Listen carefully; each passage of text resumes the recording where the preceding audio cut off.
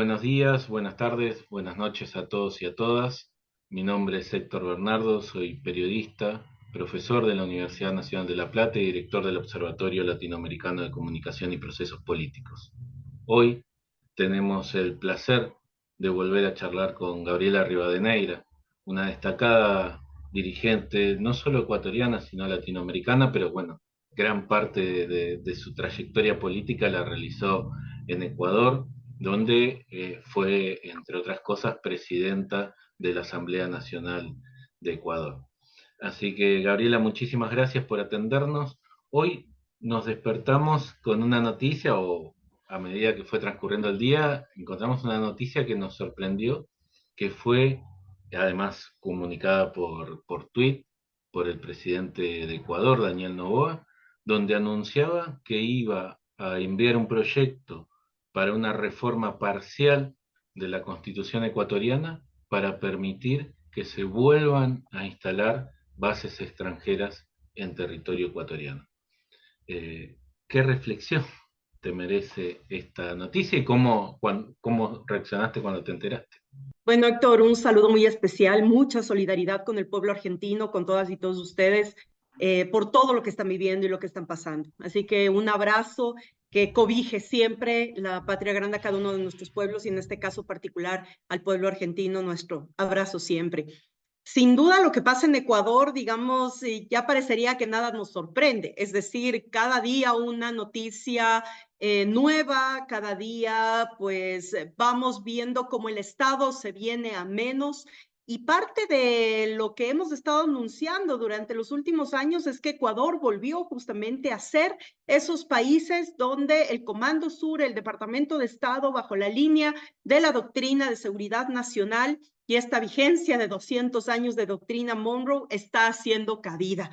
Y es que no es nuevo, es decir, ya en enero del 2018, Lenin Moreno convoca por primera vez cooperación militar norteamericana frente al conflicto que tuvimos Ecuador-Colombia, cuando fue justamente una de las guerrillas en Colombia que asesina a parte del equipo de comunicación de un diario del Ecuador, y eso genera un primer justificativo para que ingresen cooperación de inteligencia y una primera tropa norteamericana. A pesar de que la constitución del Ecuador es absolutamente clara, Héctor, somos de las poquísimas constituciones en el mundo que tiene un candado constitucional en el que se establece la prohibición absoluta de cooperación militar extranjera y peor aún la instalación de bases militares extranjeras. Sin embargo, eso fue creciendo. Fue en junio del 2019 que Mike Pence, el vicepresidente de ese entonces de Estados Unidos, visita Ecuador y con Lenin Moreno firman un acuerdo, no solamente de retorno al Fondo Monetario Internacional, del Banco Mundial, de agencias como la USAID, sino sobre todo financiamiento en armamentística y también declaran a una parte de la isla San Cristóbal, en las Islas Galápagos, patrimonio de la humanidad, como portaaviones natural. Y eso es entregado a los Estados Unidos desde esa época hasta la fecha, hacen vuelos militares diarios, supuestamente con el justificativo del tema del control de narcotráfico. Y eso ha ido aumentando, tanto así que hemos visto que hoy Daniel Noboa, pues es segunda vez en su año de presidente que ha recibido a Laura Richardson del Comando Sur y donde pues ya están instaladas prácticamente tropas norteamericanas. Daniel Noboa mismo, como hace un par de meses atrás, en una entrevista con The New Yorker, él termina diciendo que parte de su seguridad la conforma el Mossad y la CIA.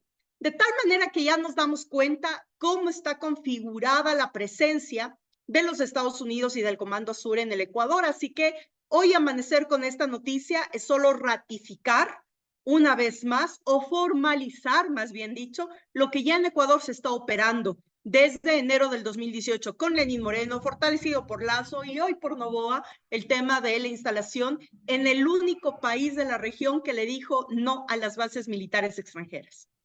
¿Nos recordás un poco cómo fue el cierre? Porque Ecuador en su momento tenía una base militar extranjera en Manta, ¿no es cierto? ¿Y cómo fue el proceso para cerrarlo y la decisión política que se tomó en ese momento?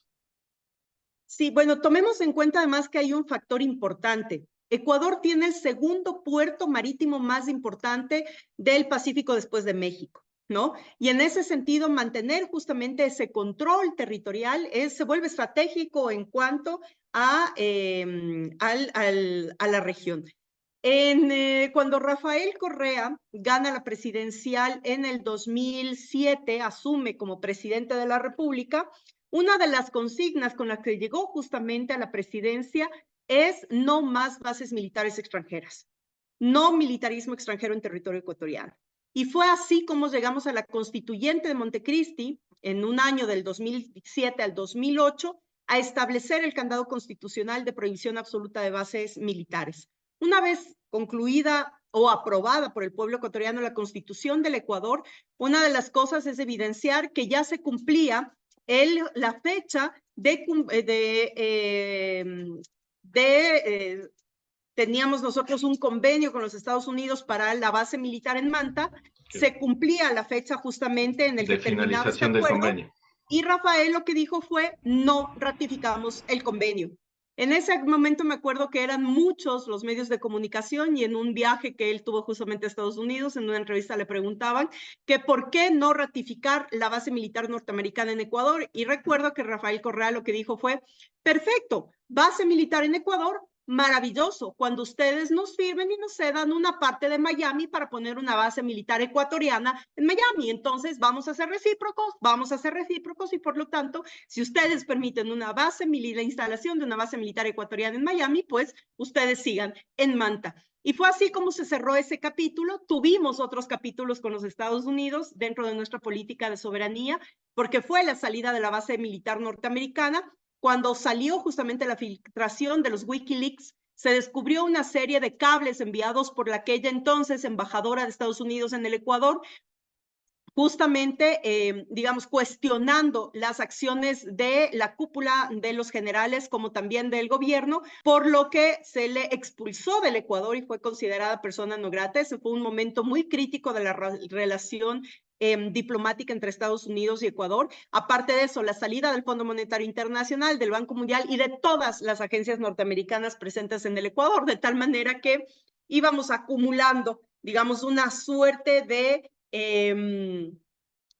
piques o de provocaciones, que ellos lo consideraron de esa manera. Las políticas soberanas del Ecuador fueron consideradas por Estados Unidos como provocaciones.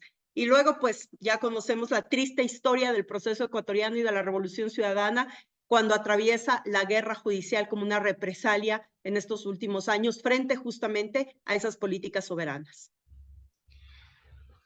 ¿Por qué en este momento Noboa decide esto bajo la excusa, ¿no?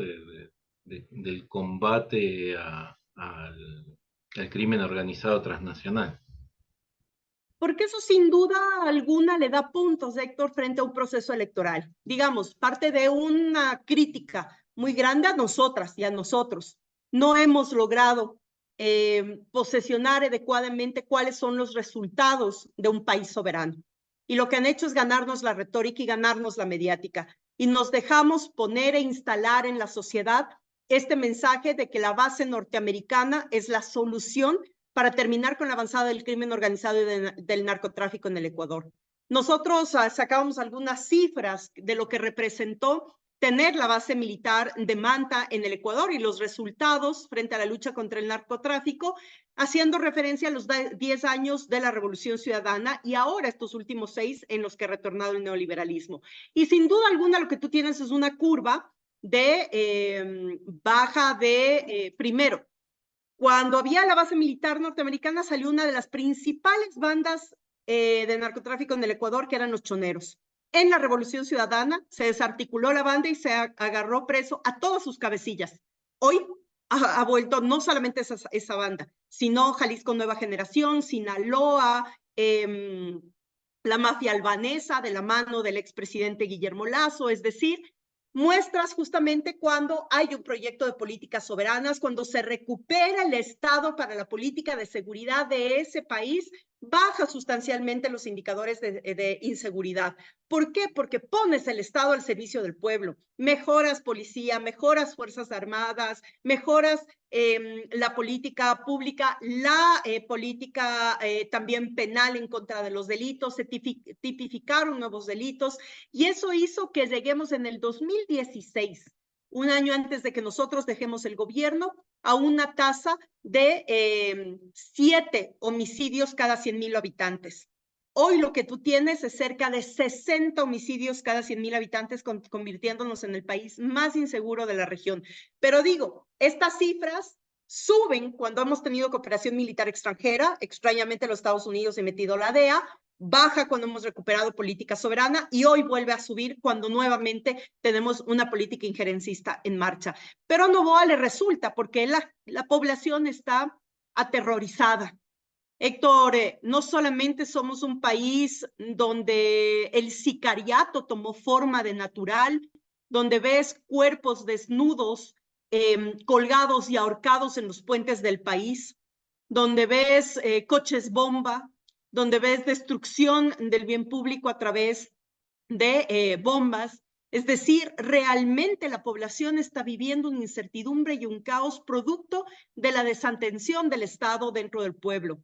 Si a eso entonces tú le vendes el ideario o el imaginario de que entonces tener una base militar norteamericana que está destinada además para la lucha contra el narcotráfico, va a ayudar a que esto se solucione. Y en la práctica lo único que hace es profundizar la problemática, porque un país no puede dejar en manos de externos lo que le corresponde al gobierno y al Estado, que es la seguridad de su pueblo, que es la seguridad de su gente.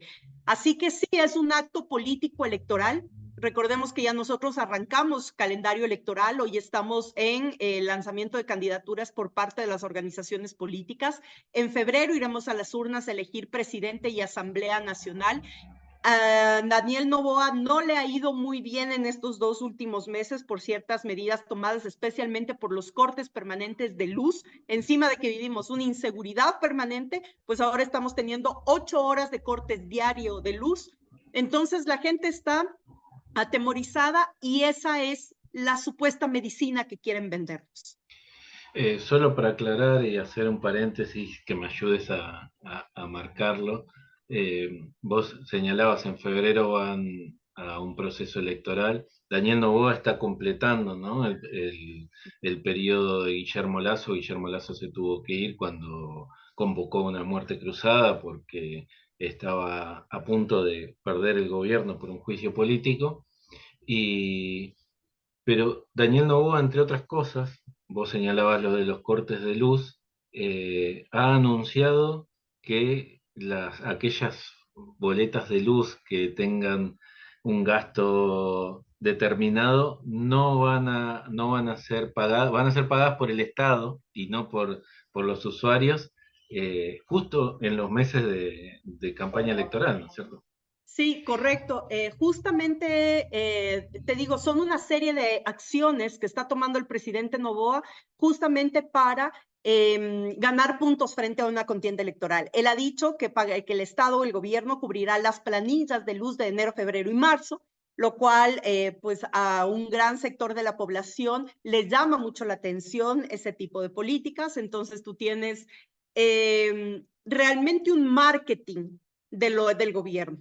Es decir, si tú solamente raspas un poquito de lo que ha pasado en este gobierno, pues no les queda nada, pero es un marketing permanente. La política del TikTok, la política del vaciamiento de la pedagogía popular, de la politización, y quienes de otro lado llamamos a politizar de manera permanente a la sociedad para tener una conciencia mayor de lo que significa tener el Estado, entonces nos acusa de polarizar. Y no existe nada más polarizado en este momento en el Ecuador que el vaciamiento de la comunicación, la política del TikTok totalmente polarizada a la política de la calle, a la política del hogar, a la política del día a día. Y eso es lo que justamente está jugando Daniel Noboa en esta suerte de soldadito presidente, ¿no? Por último, Gabriela, y para ir cerrando y agradecerte que nos hayas atendido como siempre con tanta gentileza y con tanta claridad. eh, Me preguntaba yo antes de la entrevista, viendo algunas cuestiones, si esta acción se la puede enmarcar dentro de un proceso en el que esta acción a la que hacía referencia al principio, ¿no? La decisión de Noboa de autorizar el regreso de bases militares extranjeras a territorio ecuatoriano. Antes de hacerte la pregunta que quería hacerte, porque me vino a la cabeza y no te lo pregunté y es importante, si la Asamblea Nacional, vos crees que va a aprobar este proyecto o hay posibilidad de que sea rechazado. Yo quisiera decirte que tengo esperanza en la representación política de mi país, pero la crisis de representatividad política es tan alta en el Ecuador que hoy los que están en los curules, salvo muy pocas excepciones, y esas excepciones de nuestra bancada, muy pocas excepciones, los demás están a lo que pinten las consultoras. Esto que te decía, el cambio del marketing político.